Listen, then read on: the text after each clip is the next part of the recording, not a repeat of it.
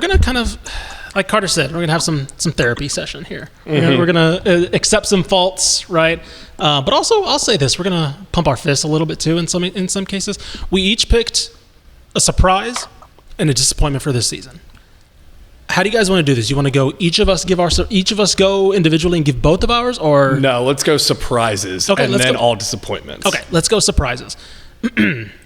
I'll start. My biggest surprise is Houston Cougars. They're sitting at 5-4. What is it? 4-5. 4-5. Sorry, they have the same win total as they did all of last season. Yes. So 4-5. Carter's your biggest surprise. We'll go in more depth in a bit. Your biggest surprise was Baylor, but more specifically Sawyer Robertson. There you go. And Craven? Mine is SMU being in the driver's seat to get to the ACC, whatever that's called nowadays. Atlantic Coast Conference. There so too many abbreviations. I do want to start. I want to start with SMU because I think that when you picked SMU, I think that was the overall. If we had to power rank them, I'd say that was number one. That's probably the biggest surprise. Yes, being in the driver's seat now for the ACC. Of course, now with Clemson losing to Louisville, that's what put them in the driver's seat. I think we all had modest expectations, except for maybe one person who maybe wants to own up to her. Does she want to do it now? We all had, at least I can say I had modest expectations. Mallory, I don't know if you use the word modest to describe your anticipations. I have something to fully own up to. In the writers' poll, the magazine this year, for the prompt that said which team is going to take a step back, I definitely answered SMU because they're entering. To be fair, I think a lot of people had that same opinion on SMU. Can you read out the full quote? Can you read out the full thing? Yeah, let me find it. I have it on my phone. Because the quote makes it funnier. Yes. Okay. I'm holding up my phone right now, and it says, SMU will take a step back this season, entering a Power 4 conference with the tough ACC schedule ahead. And they are undefeated. And I just want to apologize to SMU and Coach Lashley for saying sorry, Coach. I'm sorry. You guys rock. No. I got to stop this. Go for it. SMU is exactly what we think they are if they don't replace the quarterback position. No, right? True. The good point. The team we saw against Nevada, the team we saw lose to BYU, that is the team we were worried about with SMU, that they had talent on the edges. They could get better defensively, but, were they able to score? Were they able to run the football against those teams? And when we exited that BYU game, you thought the answer would be no. And then they've completely changed it up. I don't think – sometimes this is reductive, and I get that there's other things going on with SMU.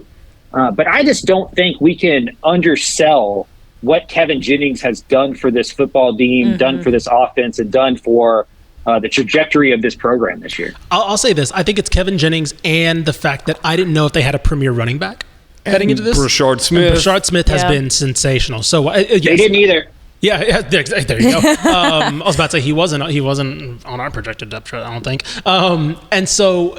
Look, it is definitely Kevin Jennings as the number one, right? Because we always worried about pass catching targets and all these different things. And to me, number two is Brashard Smith. You lose RJ Maryland for the year, and they still come out and just smack Pitt. Carter, you were there. Yeah, exactly. But I think, and permission to get a little contentious here, do we give Kevin Jennings too much credit? He deserves so much credit, but to act like SMU is at the top of the ACC only because they made the switch to Kevin Jennings, they wouldn't have been a mid-pack ACC team with Preston Stone, I don't believe. Because you got to look at the defense on that side of the ball too, what they've done. And they figured out the offensive line. They stabled that, moving Justin Osborne to right guard, Ja'Kai Clark to center.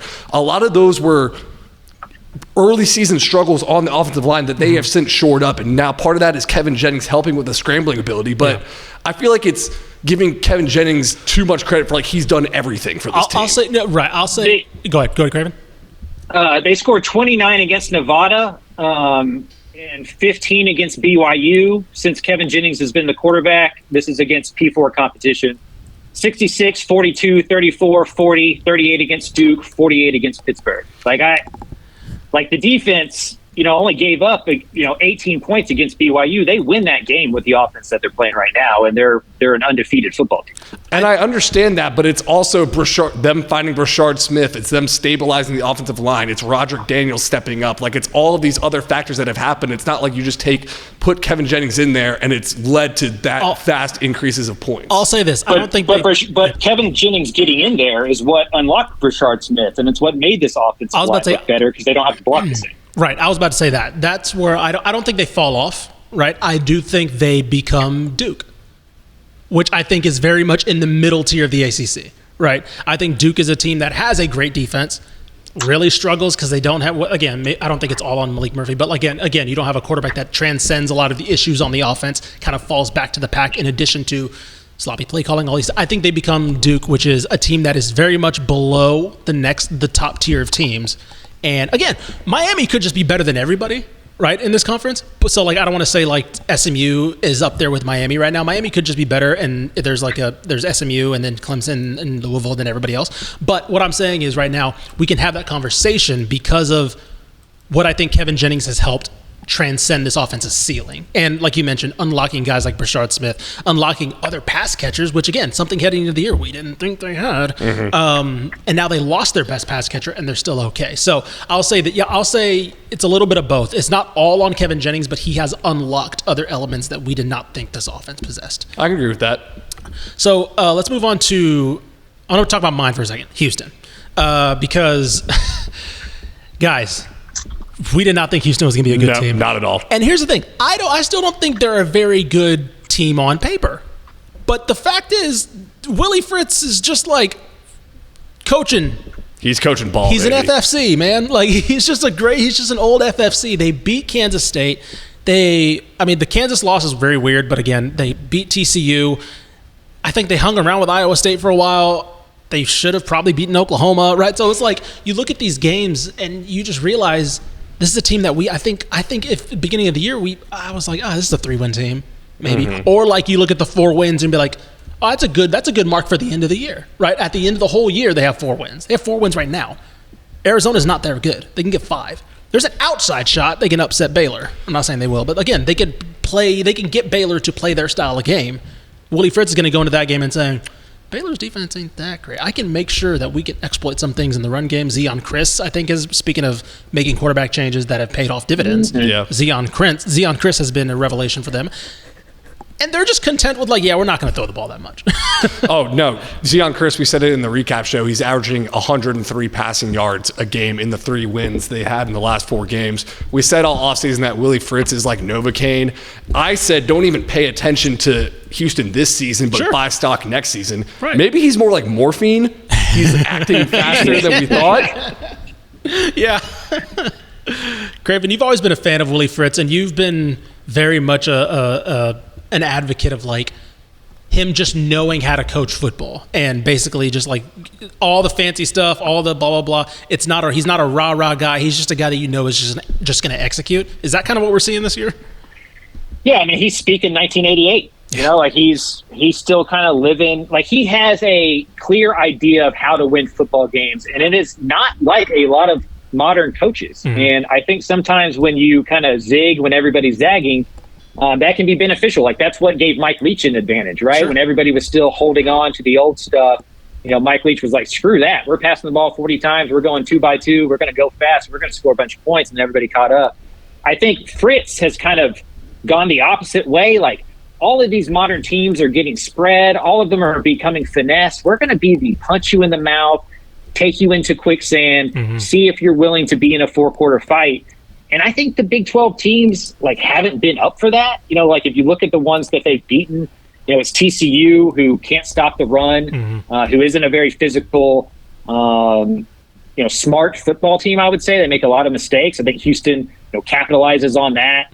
Utah is a shell of itself, and they were able to just kind of get into a low-scoring game and get some wins. And then, the Kansas State win, I think, is the most shocking one to me. Yeah. So to win 3 of the last 4 and to build this kind of momentum, you see what they're doing recruiting.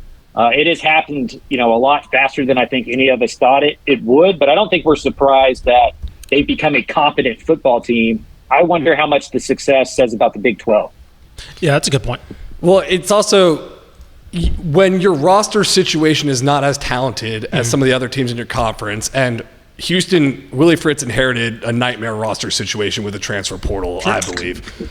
You got to zag schematically, and that's what Craven's talking about. That's exactly what he's done. You can't just do the same thing with a worse roster situation. You got to bring them into quicksand. The reason why this Kansas State win, not just because they were, one of the conference favorites and a team we expected to compete for the Big 12, I guess still technically competing, but you get what I'm saying.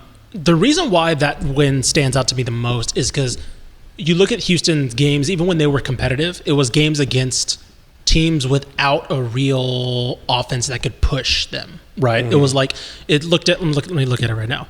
It was Rice, right? It was Utah last week. It was TCU, which again, I think that was one of their more impressive wins aside from the Kansas State win. But it was a lot of games where like, if the other team just has a quarterback or has a thing they do on offense, it's kind of over. It didn't matter, right? Avery Johnson has improved a lot this season and definitely been one of the better quarterbacks now in the Big 12, and it did not matter. They played defense. The one thing that I will say, Houston, this is another testament to Willie Fritz, they don't necessarily do anything great, right? They're not like, you look at like defense starting to be. That's the one. The one thing is their pass coverage in particular. So when they get up in these games or they make things interesting, you can't throw the ball on them. Right? But on offense, I totally agree. Yeah, they don't offense, do anything great. And I think they know that. But like, what can they do kind of well? Kind of run the ball a little bit. Zion Chris can kind of run the ball a little bit, right? I think obviously when they get, improved offensive line, maybe skill positions get a little bit more improved over time. Yes, that'll improve. We'll see more of the Tulane, Sam Houston, Georgia Southern, Willie Fritz teams that we've seen. But like, they're just kind of making things happen with bit parts. And I think that's the thing that Houston fans should see as the biggest improvement is not the wins, right? If they don't make a bowl, it's not a disappointing season. In August, and Craven, you can go, I don't know if you agreed with this. In August, I always said, Houston, if your recruiting class is holding together, and if you see a better team in November and in August than in August, you are on track. And now you add in an outside shot at a bowl, okay, that's vastly surpassing expectations. Yeah, 100%. This was all about laying a foundation, a groundwork, and they're ahead of schedule. And we've all seen construction. How often is that the case? And so if you're a Cougar fan, you feel so much better about the trajectory of this program than you did a year ago. And that's all a year one coach can do. It's going to take a little bit of time. This is not the roster that they want. It's not exactly the offense that they want right now. But what I think Willie Fritz's superpower is he doesn't care what he wants to be. He only cares about what he can be. And that's the sign of a good coach. And they've leaned into what they're good at and leaned away from what they're bad at. And they're beating teams that aren't smart enough to do that. Speaking of fan bases feeling better about their situation midway through the year, my surprise for this year is Baylor. And more specifically, Sawyer Robertson, the quarterback. Now, I know I'm contradicting myself because I just got on a soapbox. It was like, it's not all Kevin Jennings, and I'm going to talk about Sawyer Robertson being my biggest surprise. But here's what I will say. It's not all Sawyer Robertson, but I personally need to say Sawyer Robertson was my biggest surprise. In the Dave Campbell's magazine writer poll, and believe me, I've got skeletons in there, some really bad takes floating around. I did go on a limb and say, hey, Dave Aranda's going to work black magic as a defensive coordinator. Jake Spavital's going to cook up a good offense. They're going to win 9 games. Now, they might not do that, but they have an outside shot if they won a bowl game. What I did not see is Daquan Finn gets hurt. Sawyer Robertson takes over for the rest of the year. If you had told me that preseason, I would have said Dave Aranda's fired 3 weeks ago. And I said on a podcast before, like, if my job's on the line, I'm not going with Sawyer Robertson as the starting quarterback. And I'm so full, I'm stuffed from eating my own words from watching him this year. He's 17-4 touchdown to interception ratio, 7th in the country in QBR. I don't know how that's calculated, but it sounds good. And you see it on the field. He's fast, he's running around, he's slinging it to wide receivers. He's been fantastic this year. I think he's confident. Right, really, and he was not last year. He was not last year. I think we're seeing again that offensive coordinator. He shall not be named, kind of doing things in Kansas right now. But he just did not fit that offense. And Jake Spavital, the one thing you can say about Jake Spavital is he knows how to make things simple for a quarterback. And I still think going back to his Texas State days, he's a very underrated run scheme coordinator. right? The people don't, because he's associated with the air raid and all this. People don't think whatever. These guys know how to run the ball now, right? And we're seeing that run game that I don't think is isolated from the Sawyer Robertson success, right? We're seeing Bryson Washington. We're seeing Dawson Pendergrass. We're seeing Sawyer Robinson being involved in the running game, right? And I think that now, ironically, Baylor's offense is kind of what's holding them this season, right? Their defense has been, What was the stop rate you were just talking about before the show? Baylor's second to last in Big 12? Yeah, so ESPN, Matt Olson does the stop rate. Of course, he used to be for The Athletic, now for ESPN. He puts out the stop rate, which is the percentage of drives that end in a punt, turnover on downs, or a turnover. Baylor is tied with Texas Tech for second to last in the state, right? And so this is not a defense that stops people. And they're fine. They've righted the ship. And you could look back at the Colorado game. You could look back at the BYU game. You can look back at the Utah game and say they probably should have won that if they had a better offense. But you can look back at these games and be like, this team probably should have been a 9-win team, right? So I don't know. Craven, what are your thoughts on Baylor's turnaround right now? Yeah, I think we all, myself included, sometimes forget how much styles make fights. And that can be true for a quarterback and offensive coordinator. And Sawyer Robertson's a perfect illustration of this. He had never taken a snap under center his whole life. He'd been an air raid guy. Out in West Texas in high school, he was an air raid guy. He goes to Mississippi State, plays for Mike Leach. He's an air raid guy. When he gets to Jeff Grimes' offense in Baylor, they have to teach him how to go under center. And so it was just like fish out of water for him, learning a whole new thing. And then this new professor comes in, speaking the language that you've known since you were 13 years old. And I think it's just allowed him, like y'all said, to play with a lot of confidence. And I think the Kevin Jennings example is perfect here because it raises everybody else's level when the defense has to cover everything. And Baylor now you have to respect that passing game, the vertical passing game, and the talent they have and the speed they have on the outside. Now Bryson Washington, Dawson Pendergrass, Reese, Richard Reese, they all face 6 or 7 man boxes, and that makes the job for the offensive line a lot easier. So Spav has simplified things. He found a quarterback who kind of speaks the same language as him, and that's allowed what was a talent. We looked at last year and we're like, why aren't these guys better? Cameron's a good wide receiver. Monterey Baldwin's a good wide receiver. Jackson's a good wide receiver. They had Dabney at that time. Why weren't they better offensively? I think the answer is pretty obvious. They just didn't have the right scheme. Yep. All right, so there's our surprises of the year. Let's dampen the mood a little bit now. Yeah, we've been too high. All right, so let's come back crashing down to earth. Yeah, I'll say mine last because mine has a little bit of an explainer. But Carter, your biggest disappointment was Texas State. Yeah, and mine is a little bit of an explainer too.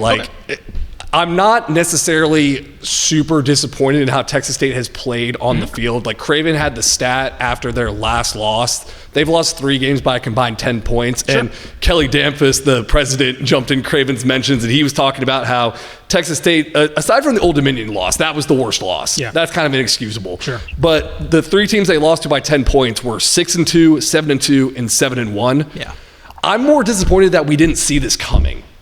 Is what I'm disappointed in, because Craven, you said something on the recap show about how it feels similar to Texas Tech from last year, and I've been thinking that over the last 2 days. Remember how Texas Tech was 8-5 and had a big bowl win? Yeah. Texas State was 8-5 and had a big bowl win last year, and everyone jumped on the conference championship horse. Yeah. I don't think people talked about Texas Tech making the playoff, but that was an outside thing for Texas State. And we can look at them this season and say Texas State is still on track as a program, just like Texas Tech was. Right. Craven, I just think it's just sophomore slump stuff. It's just a small margin sport in a lot of ways, and they've just kind of come on the other side of a couple of those losses. They win 2 of those 4 close games. Then we're looking at a 6-2 football team with the Sun Belt Conference Championship aspirations, and exactly kind of on track for what we thought. They just lost some close games, and that comes down to some execution, maybe some bad play call here and there, just some small stuff. And it's still a coaching staff that's pretty young. We've talked about that all offseason. The offensive coordinator, the defensive coordinator, the head coach, I think the oldest one's 35 years old, right? So they're still figuring out. I think that they're all going to get better for this, but it's absolutely a disappointing season because of the expectation. Yeah, I think for me, one, I will say the ODU loss is aging better, because their quarterback, Colton Joseph, since he's taken over quarterback, I believe ODU has 2 losses, 1 to App State. Well, their first loss in about a month was last week to App State by 8. Right. Okay. So like they've been better, but it's still on paper that is a game they need to win. I think to your point, I think that is with Texas State and Texas Tech in year 2. I think that's a great comparison because I think when we get to these hot head coaching hires, right? GJ Kinney, of course, was in that discussion. You see the immediate impact in year 1, right? And immediately we assume, and I say we as in media in general, that improvement will be exponential, right? Here's step 1, you go to step 2, that's going to be above step 1, and then step 3 is going to be above step 2. And yeah, yes, because they're not on pace for double-digit wins, and they don't have the inside track to the conference championship. I still think that is a disappointment, yes, based on last year and what they had coming back and all the expectations. But I think it is a reality check. It's like, hey, look, that probably doesn't happen. Maybe the expectations aren't exponential, but they're linear, as in you go 8-5, then you win the conference, then you're in the college football playoff. Right. Maybe it's exponential in the fact, and I'm trying to make the graph for those watching on audio. I'm doing my hand curved up like this. It's like Texas you saw there, 13-5-7, 8-5. Right. Very small increments, but then boom, go to the college football playoff. Right. That's what we're starting to see Texas Tech do, where they were 8-5. What were they, 7-6 last year? Yeah. Now 6-3, like about to go maybe compete for a Big 12 championship. Right. It's more exponential like that. And I think that, Craven, the one thing you mentioned about the staff that being young, it's also the only time they've been at the same job. The first time, especially Kenny, first time he's been at the same job back-to-back years, right? And so, like, there is everybody, and again, including us, we're like, okay, cool. So he's going to be at Baylor in 25 or wherever, right? Yeah, and we jumped the gun on that. And that's all, right? And so it's like, but it's like, obviously, we jumped the gun in both ways, right? Aranda being gone, and then, but also Kenny being. That's what we do. 9 wins, and then all of a sudden he's gone, right? And I think that. I don't want to say it's unwarranted, right? That's not how this works, right? You warrant that success and you warrant those expectations, but. Yeah, reality just hits you, right? 50-50 balls that maybe went their way last year aren't going their way this year. And of course, like Louisiana is a disappointing loss, but they've also never beaten Louisiana. So it's like we just thought that this would be the year that it would happen. So again, there's a lot of mixed factors, but it's still overall a disappointing season because again, these aren't unwarranted expectations. They're just, they are what they are. And Ish, you know this better than anybody. Texas State isn't losing to bad teams anymore, and they did that forever. Right. Yeah. No, 100%. And so, like, the next step is just beating some good teams in close football games, and that may take more than 18 months on the job. Yeah. Craven, let's go to yours. I think this one would also be power ranked, maybe number 1. Disappointing teams. UTSA. I mean, what can you say that hasn't been said about the Roadrunners already? It felt like last week they had a great win, a much needed win over Memphis. I tweeted out that Jeff Traylor smiled for the first time in a month. Yeah. It felt like during their halftime interview. What's kind of gone into this year that we thought? I still think we were warranted to think that this would still be a pretty good year for them. Mm-hmm. Yeah, I mean, we entered the season wondering about the quarterback position and thinking that the run game and the defense would carry the Roadrunners until they figured out quarterback. And instead, the only thing they've really been good at least for the last month and a half, is at quarterback. Yes. You lost to East Carolina. They no longer have their head coach. You lost to Rice. They no longer have their head coach. You blew a 35-7 lead against Tulsa. Mm-hmm. You're 96th in rush offense, 130th in pass defense, and 115th overall in scoring defense. Yeah. Not going to get it done. Yeah.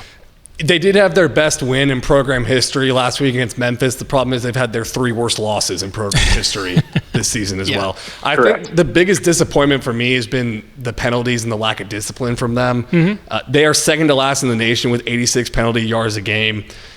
That's not something I expected from them this year. And that's not, well, I guess you could kind of chalk that up to injuries a little bit because it's backups playing sometimes. But sure, but I think this is the year, for me, this is why it's most disappointing, is because I thought that the roster had been built out well enough to where that would eventually, I don't want to say that wouldn't matter, right? Of course, you're still playing 2s and 3s. Yes, that's all. But I thought that this would be the year where we see the depth that they had built, right? Yes. And injuries don't get me wrong, right? We saw that with Sam Houston last year. Injuries play a part in this. But I thought this would be the year where top to bottom, UTSA would be overall better than they have been, and it would justify Jeff Traylor being The one devil's advocate I would make to that is their injury list is like a 2-deep depth chart right now, and I don't know if there's any G5 program that could rebound from the amount of injuries they've had. Right. But I do agree that I thought the depth would show up a little bit more. I don't know, Craven, what do you think it's fair to chalk this up to injuries, or is this something deeper at UTSA?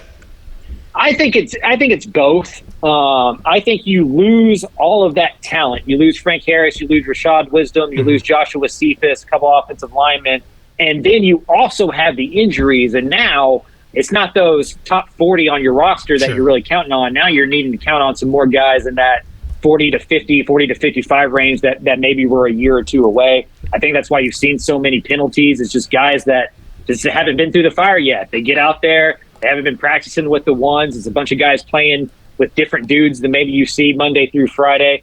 I mean, last week they had a running back break his thumb in pregame. Jesus. Like they just can't get away. I mean, their best wide receiver missed the game because of a complications of birth with his wife, right? Like they just cannot get away from it. And if they program that called heads for 4 years or for 3 years, and it landed on heads. Yeah. And now it's landing on tails, and on top of that, you have the injuries. To me though, it's the defense. Like the offensive line hasn't been great, the running game hasn't been great, but UTSA is scoring enough points to be 115th in scoring defense. Yeah, bad. You brought back too much to be so bad in the secondary. Yeah, and that's in particular, that's the issue, right? It is the pass defense, right? Mm-hmm. Rush defense, they've done a pretty solid job on. You can't let Jake Garcia from ECU throw for 300 yards, right? Like that isn't. You can't let AJ Warner. I love AJ Warner. Threw for almost 350. Yeah, careful now. Yeah, I know. Pro AJ Warner podcast. But Rice had 2.2 yards a carry. And they win that game, right? That cannot happen. It's Craven, you mentioned it. We thought they brought enough in the secondary, right? In terms of guys like Denver Harris. I know there's been some injuries there as well, but like that's another one that aged like milk for me. Sure. I had Denver Harris's biggest impact transfer. In the Riders poll. A lot of us saw that and this, that makes sense. But like overall, the secondary has been horrendous. And honestly, kind of can't wait for that UNT game because I'm really interested to see what breaks first, the movable object or the unstoppable force. Speaking of UNT-ish. Yeah. All right. By the way, a little quick side note, Craven, I don't know. Oh, you can't see this, but once we started talking about Jeff Traylor, like the ghost of high school's past, Joe Martin and Glenn West walked into the office. With a baseball bat? Yeah. He's like, what you talking about our boy for? Have you heard about all the injuries they had? Let me show you the injury list. That is actually really true, by the way. For those that don't know, Joe Martin and Glenn West are the heads of the THSCA, Texas High School Coaches Association. Walked into our offices immediately when we started talking UTSA. Hats on. Yeah. So my disappointment, and I do want to clarify this because you'll look at the record and be like, oh, you're being dumb. 5-3. North Texas is my disappointment for the year because of how their season has gone in terms of what I see on the field. 5-3, 100% improvement from last year. This is the exact same team as last year. Yep. They are just, again, we look at some of the things that have gone their way. Also, a little bit of an easier schedule, I would say. I'm very fascinated to see how the rest of the season pans out because it's a backloaded schedule. Yes. I think they got lucky with Gio Lopez from South Alabama not finishing that game again in this season opener. I think that Tech game says a lot. Wyoming stinks. Tulsa stinks. Florida Atlantic stinks. And they needed to come from behind. And they needed to come behind to win that one. They've now lost 2 games convincingly to the first 2 conference contenders that they've played. They have Army coming up and still are horrendous in the run game. You know exactly what this team cannot stop. And week to week, people say, yeah, why would we go away from plan A? The only thing that's happened is they've upgraded a quarterback.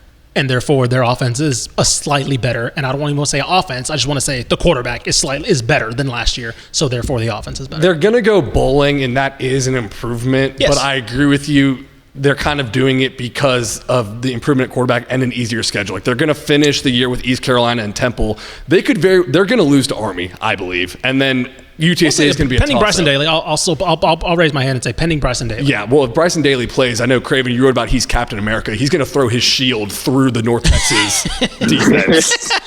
Like, what are we talking about here? They haven't made a change. No, they haven't, and that's the thing, right? I thought, at least for me, an improvement would come when you see if you're going to stay continuous on defense, right? You're going to keep the continuity. I can understand that. Year 1 to year 2, you want to maintain continuity, right? Familiarity. If there's still the same issues, man, I don't know. And I get Ashim Young got injured. That was a huge loss. He was going to be a huge player for them. BJ Allen from Texas has you not bring in played. guys in the secondary because it's like, okay, well, if we can just shore up the secondary, maybe that trickles down to the defense or whatever. And okay, yeah, they didn't start the season with a healthy secondary, but you're still not great in the secondary either. Like, they're generating like maybe a little bit more turnovers, which is helping a little bit. But like, this is still the same team as last year. They just get Tulsa early in the year. They just get FAU early in the year. I don't know. That's what's disappointing for me. Yeah, I have a hard time with this one because I absolutely agree, right? I mean, I think the defense and their lack of improvements has been disappointing. I had North Texas at 4-4 at this point in the season, 7-5 overall, and they're 5-3 and trending towards 7 or 8 wins. So I guess for me, it just kind of it lands where I kind of thought North Texas would be. The BJ Allen and Ashim Young absences have really screwed up what this defense thought that they had improved on over the offseason. Now, maybe those two guys are part of the roster and we'd still see this, right? There's no guarantee those guys walk in and that would have been changed. But I do think it kind of threw a wrench in the plan of what they thought the improvements were going to be. But, I think they entered the season with like a 5.5 over-under in Vegas, and they're going to hit on top of that probably. So I do think there's been small improvements, but they've been mostly on the side of the ball we thought was going to be good anyway. Right, that's more my thing too. Is when you hold on to that, you would hope to see marginal improvements on both sides, and you kind of only just seen a slight improvement with the upgraded quarterback. So again, that's why I wanted to explain it, because outside of those two, like, I don't really think there's been like massive disappointments. Those three. I don't think there's been massive disappointments. There's been some like teams that have underperformed, but like, I'm not shocked that TCU's looking kind of mid right now. No. I think they were the one team that we looked at the state that was like, I can see them winning 8 wins. I can see them winning 5. Like things like that. There's not shocking, right? Disappointing. That's why I kind of I wouldn't put any other team under disappointment. Yeah, that's why I kind of had to reach on mine. So, alrighty. TCU's run defense is the thing that disappoints me for the whole time. That's a good point. Yeah, their defense, I can probably agree as a whole. Just not being as big of an improvement as we thought. Maybe a little bit of apologies to. Not saying he was doing anything right, but like Joe Gillespie wasn't the issue, maybe. Justice for Joe. Well, I was saying that's a little too strong there, but a little bit of a scapegoat maybe is probably more the appropriate term for. Yeah, if we wanted to get into bigger disappointments, we'd have to go like position groups on certain teams. Yeah. At team wide, those are the only 3.